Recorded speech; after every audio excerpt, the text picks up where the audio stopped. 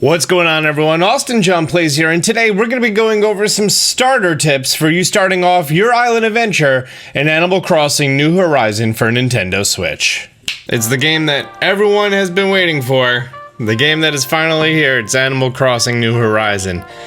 If you're stuck in quarantine or anything else, this should help you pass a lot of time. I got the Australian release date copy and I've had a chance to mess around with it. I have several Switches, so I was able to have several islands, and I've been heavily watching all information on this, so I do have some tips for you. First of all, which island do you choose? In the late game, you're going to be able to terraform and change everything. If you look here, you have 4 different islands. The dark green is the lowest level, followed by the medium green being the second level, and the bright green being the highest level. So in all honesty, it doesn't matter too much on which one you do choose. It's just going to limit your very beginning of game.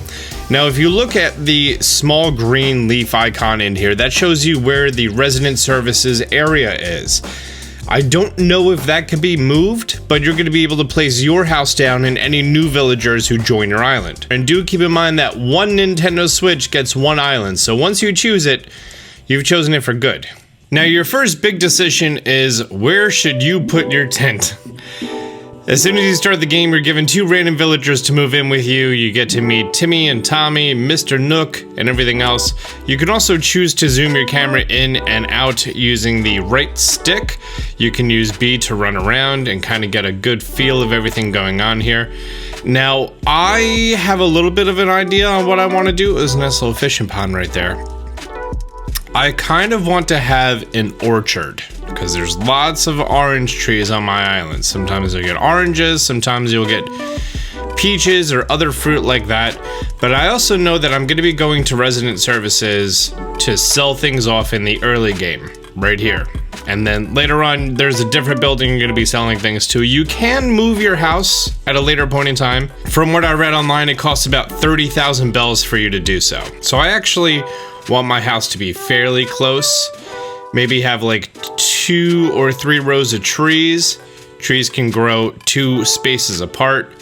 So as long as I'm clearing that tree on the left, I should be fine. And I think I'll do here. You get a nice little preview of what it's going to be like. Okay, so I want to move 1 more space to the left. The game has a grid pattern. You just can't see the grid. There we go. Put my tent there. That's the spot. Don't worry if you destroy some trees on the way. There will be plenty more.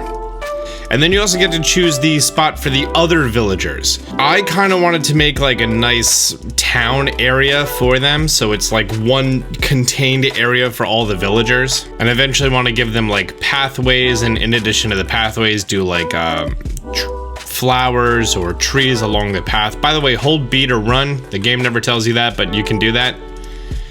I have a rooster named Goose. He reminds me of Goose from Skyward Sword. I want them to be 1 or 2 spaces away from the plaza, just knowing what I want. Let's do 2. Boom, oranges magically disappeared. Call me Thanos with the glove. Goose is gonna have a nice waterfront property, because chickens love going in the water. Now that we spent the night, we saw the KK slider cutscene and some other stuff, we now actually start our adventure and our process of paying off our debt with Nook Miles. Nook Miles are used as basically achievements in the game. And I would say your first suggestion would be gather all of the weeds.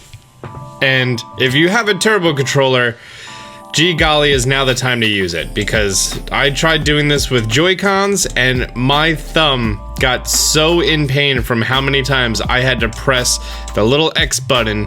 Maybe a Pro controller would be better, but I actually just have a joystick arcade stick set up here. So it's very chill on how I'm just holding a direction and he's going and picking everything up. Not only is gathering weeds gonna, make the place look not as horrible, but it's also gonna be a good source of early game income. This might be a good time to talk about the overall goals and achievements in Animal Crossing. Well, to be honest, the game doesn't have preset goals. It's not like you have to go and rescue a princess or do a certain anything really. The game is very relaxing. It's sort of a life simulator, but I guess you could say that your goal is to make money. And there's several ways to do that.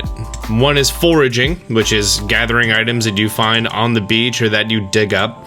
Another is fishing. Whenever you see those silhouettes in the water, those are usually fish or some other random items in the water like cans, rocks, boots, things of the sort. You can have a whole bunch of fruit trees and sell fruit. You could also have a whole bunch of flowers and sell flowers. You actually have a lot of options as far as what you want to do here. And best part is, it's not like, you know, it takes a long time to set everything up. If you want a giant field of trees, it should take 1 to 3 days to actually do that. On occasion, you may see some presents flowing by on a balloon. You can't do anything with those until you have a slingshot. You may randomly get the recipe for a slingshot from a message in a bottle. Alternatively, you can just purchase it later on. There's a store that you can build, and once the store is built, you can buy the recipe in there. For the last 12 minutes, I've been foraging weeds, and I now have 4.5 stacks. So about 449 weeds, which is a lot. I also grabbed 2 coral, a sea snail, a little bit of stone, and a fair amount of tree branches. Fun thing about tree branches, any tree that you come across, you can just press A in front of it and you can get a total of 8 branches that come from it. It's part of the crafting loop, and this is one of the beginning points of the crafting loop, so you could just do this forever and get yourself a whole bunch of tree branches. After 8 are on the ground, you're not going to be able to get any more than that. Now, there's a great time to talk about consumables. So these oranges here, these are consumables. You could consume up to 10 of them, and they allow you to do big feats of strength, I like to call them. I don't know the official term. What I mean by that is, if I have say for example an axe and I'm hitting this stone with it, it'll just drop some items. But if I have a consumable in me and I hit the rock, it will break the rock. So be sure to not do that in the early game. So what I like to do is I like to just keep the rocks on my island because I could get a whole bunch of really valuable materials from them. I don't like to actually break them unless they're in a really inconvenient spot and messing with the flow of my island. My island is mostly going to be very nature-y. I'm going to have a small sort of town area to the left, but it's going to be kind of isolated there, and I like that. Also, once you get a shovel and you have an orange in you, you can actually dig up a tree. The tree would be fully intact, meaning if it's an orange tree and there's 3 oranges on there, when you plant it, there will still be 3 oranges on there. I ran around and shook a bunch of trees. I now have 39 oranges in my inventory. I also have some mail from Nintendo. Thanks, Nintendo. They gave me some presents. Awesome. A Nintendo Switch. That's a pretty great present. And a workbench. Awesome. I'm not able to learn how this workbench works, so it's a good time to go talk to Tom Nook and have the cutscene about the Nook phone. Now that we have the whole Nook Miles thing configured and stuff, and we have DIY recipes all set up, there's a few things that you could do easy, like take a screenshot using the phone app, customize your profile, and boom, that's 600 miles right there. You need a total of, I believe it's 5,000 to pay for your house. And one of the ones is a custom design, and you can create whatever design you want, quote, that doesn't infringe on copyright. So you know what that means, right? And perfect. I love my non-copyright infringing shirt. Now let's sell off all of our clumps of weed, the coral, the seashell, snail, whatever it was called, my boring shirt. And great. See if there's anything in the mystery box. Ooh, a cardboard box, a tree branch, and some oranges. I guess it would be called your first objective of the game is going to be to get 5 critters. And the critters mean between bugs and fish and things like that. Let's just hold A to sneak up on these roaches. Yeet. Yay, I got a roach. First thing of the playthrough. Ooh, we got a flatfish. It's a dab. Monarch. Tiger butterfly. So now that I have 5 or more critters, I'm gonna head over to Mr. Nook over here. And you could go, I found a creature. Basically, you want to donate 5 critters, and then that's going to start the museum sequence. Well, great. I donated 5 specimens. The first one unlocked the Critterpedia. The second one was I got the recipe for the axe. The third one is I got this bag of wildflowers. The fourth one is I got the recipe for watering can. And the fifth one is the tent setup for Blathers, who is going to be hosting the museum. I kind of want to contain him right here, so I'm gonna have like a 2x2 walkway going up and then being able to just right there-ish. Yay, Blathers can set up his place now. Awesome.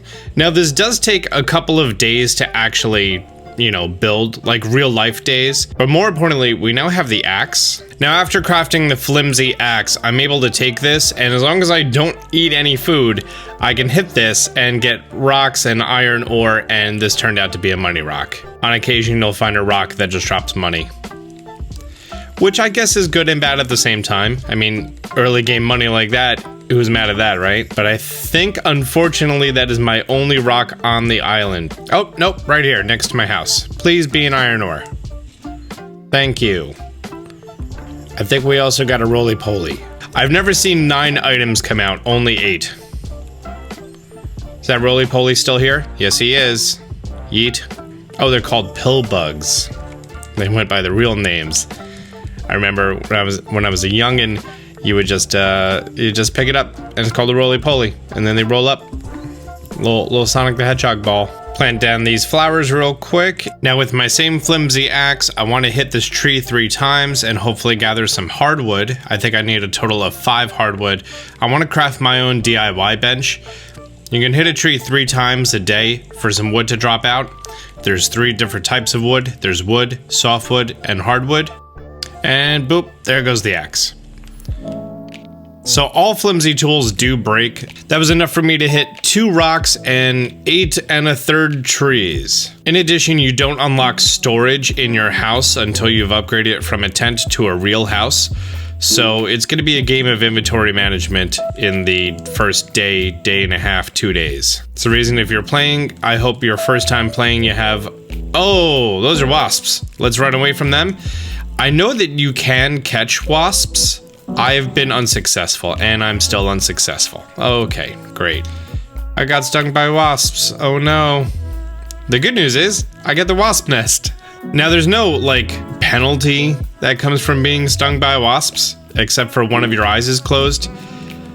I believe if you talk to one of the villagers right now, they'll give you the recipe for medicine, but honestly, I don't see the point in medicine. And fantastic, we got to craft our own workbench. I'm gonna make another one, and let's check on my miles. By the way, you just flick down on the right stick, and then you can get, it'll go to the next achievement that you achieved. And great, that brought me to 39.50. I am almost there for our loan payment. Unfortunately, we can't donate any more critters until the museum is up and running. So in the meantime, if they're in your inventory, they're just gonna stay there, which is a little whack. The reason I made 2 workbenches is because I like to have one outside of my house in case I'm running by it. You could also move your stuff by holding A in front of it. And I like to have one inside. There are much nicer workbenches you could get later in the game, but these will do. There's no difference in what they can craft. I decided to craft a little bit of stuff around here. In addition, I got myself a watering can. By the way, pro tip, if you hold A, you can move things around in your inventory. So if you're any sense of a reasonable human being, you would just kind of put all of your tools in your first few slots. I also got the recipe for medicine, and all of that puts me just shy of Nook Miles, so I'm gonna sell off some oranges, and that should get me to my goal. Thank you, little Timmy. Christmas is still a go. And perfect. That is the last of the miles that we need to repay our loan. Beautiful. About my moving fees. Oh, you like to pay moving fees? I'm ready to pay. Thank you so much. Mr. Tom Nook, I would like to own a home instead of a tent. Let's go for it for 98,000 bells. And that also gives us access to the Nook Mileage Plus program, which is sort of smaller temporary achievements. And if we head over to the machine here, we now get the Miles Redemption program. And the Miles Redemption program allows us to go to additional islands for 2,000 miles. We also get the Custom Pro Editor, which allows us to make better shirts and hats. Definitely want that. Pretty Good Tools, which is the tools that don't break as easily. The Pocket Organization Guide, which increases my inventory from 2 rows to 3 rows. And then hairstyles and other stuff. So let's grind up a bunch of miles in order to get the items here that I want. All right, and I'm back. I spent about 50 minutes or so just playing through the game, mostly catching fish and bugs and stuff. I am at a little bit of a standstill. I redeemed over, what, like 7,000 Nook Miles, and I got the key ring, so I'm able to access my items easier that way, in addition to left and right. I got the Pro Designer, which I'm able to make this sick, dope Zelda hoodie and hat. You just look online for pixel art and that's how you make it. It's nothing too special. And then I also got the third row of inventory. That was the most expensive. I think that was 5,000 miles. And I'm at a little bit of a standstill because my plus achievements are plant flower seeds, which I can't because I don't have flower seeds and I don't have a shovel yet. Plant trees, don't have a shovel yet. Chop down trees, I can't do that because I don't have a good axe yet. I mean, I could chop wood and then redeem Nook Miles, which I just did so many of. So I'm at a little bit of a standstill here without the shovel or the better axe going forward. I did lots and lots of achievements. Also, I'm not getting any new bugs or fish. I'm really at a standstill. I can make, 30 more tools and sell 30 tools and furniture. I could just keep shaking trees, keep getting axes, and then sell those off. There's no more weeds for me to get, so I can't craft the leaf above my head or the medicine even if I wanted to. So there's nothing more I can do today other than just keep grinding more and more bugs and fish. God, I've caught so many butterflies and saw that horrible pun about shouldn't all butterflies be yellow? Huh? But yeah, I'm wrapping this up.